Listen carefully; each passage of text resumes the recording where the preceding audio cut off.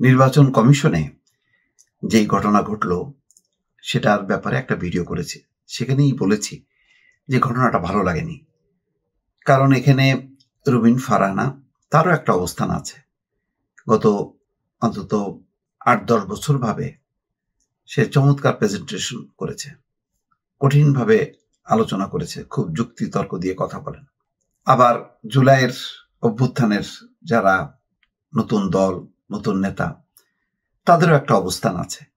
এই দুই পক্ষ নির্বাচন কমিশনের সামনে যেভাবে মারপিটে জড়ালো, এতে রুবিন ফারহানার জন্য, বিএনপির জন্য বা এনসিপি কারোর জন্য ভালো না। এটা মানুষ এগুলি দেখলে হাসাহাসি করবে যে এই ১ বছর আগে শেখ হাসিনাকে বিদায়ের জন্য তারা লড়াই সংগ্রাম করলো, এখন তারা নিজেরা মারপিট করতেছে। কি সীমানা নির্ধারণে শুনানিকালে নির্বাচন কমিশন একটা আদালত বসিয়েছে, সব পক্ষের কথা শুনবে, তারপর তারা সিদ্ধান্ত নেবে।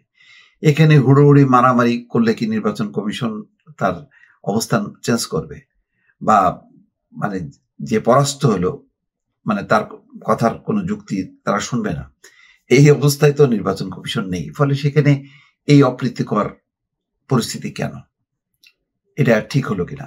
আবার দেখা যাচ্ছে যে এটাকে কেন্দ্র করে সর্বশেষ যে খবর, যে রুবিন অনুসারীদের মহাসড়ক অবরোধ, এনসিপির বিক্ষোভ।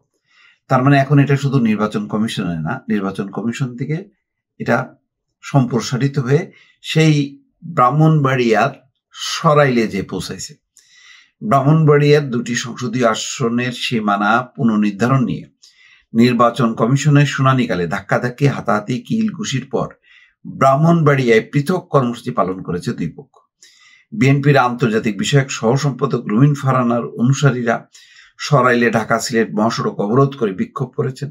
অন্যদিকে জাতীয় নাগরিক পার্টির মুখ্য সংগঠক মোহাম্মদ আতাউল্লাহ সহ অন্যান্য নেতা কর্মীদের উপর হামলার প্রতিবাদে ব্রাহ্মণবাড়িয়া সদরে বিক্ষোভ সমাবেশ করেছে দলটির স্থানীয় নেতা কর্মী। ঢাকার আগারগাঁওয়ে নির্বাচন কমিশন বেলা দুপুর ২টার দিকে এই ঘটনাটা ঘটে। এখন এটার সব পক্ষের তাৎক্ষণিকভাবে সক্রিয় হওয়া উচিত ছিল।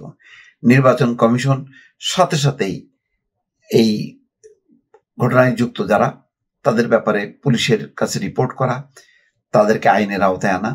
অন্যদিকে বিএনপি এবং এনসিপি দুই দলই সাথে সাথে এটা দ্রুত মীমাংসা করার একটা ব্যবস্থা নিতে পারত, কিন্তু সেটা না করে আমি দেখছি যে রুবিন ফারহানা বলছেন যে ১৫ বছর এত সংগ্রাম করলাম, অথচ আমাকে আজকে এরকম পরিস্থিতির মধ্যে পড়লো, তারও অভিযোগ। অন্যদিকে এনসিপির নেতাদের অভিযোগ তো ভয়াবহ, যে তাকে ভারতে পাঠাই দেওয়া হোক, তারপরে তিনি আওয়ামী লীগ বিষয়ক আন্তর্জাতিক সম্পাদক। এটা বলা ঠিক না।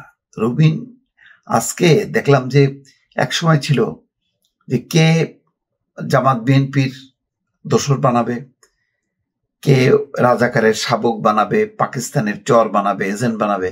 এখন দেখি আর একটা নতুন ফেনোমেনা শুরু হয়েছে, নতুন ধারা। সেটা হলো আওয়ামী লীগের দালাল, এজেন্ট, ভারতের চর, রয়ের এজেন্ট, এই সমস্তগুলি। এখন এটা হলো যে আপনি এক পক্ষকে ঘায়েল করার জন্য আওয়ামী লীগ আর ভারত টেনে এনে ট্যাগ লাগানোর চেষ্টা করবেন। তাহলে এই যে ১০-১৫ বছর ধরে আন্দোলন সংগ্রাম করা হলো, টেলিভিশনের মিডিয়াগুলোতে প্রকম্পিত করা হলো, পার্লামেন্টে প্রকম্পিত করলো, এটার মূল্যায়ন কি?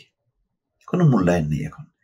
এখন ওই যে কি বলবো, নিজেদের মধ্যেই ঝগড়া বিবাদ করতে করতে অন্যদের কাছে একটা হাসির বস্তুতে পরিণত হচ্ছে।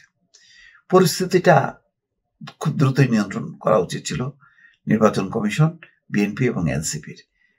কিন্তু এখন পর্যন্ত, রাত পর্যন্ত দেখলাম না যে এটা নিয়ন্ত্রণের কোনো ব্যবস্থা, বরং সেটা সম্প্রসারিত হয়ে এখন ব্রাহ্মণবাড়িয়া পর্যন্ত এটা চলছে। এটা দুঃখজনক, খুবই দুঃখজনক। ভালো থাকবেন। আল্লাহ হাফেজ।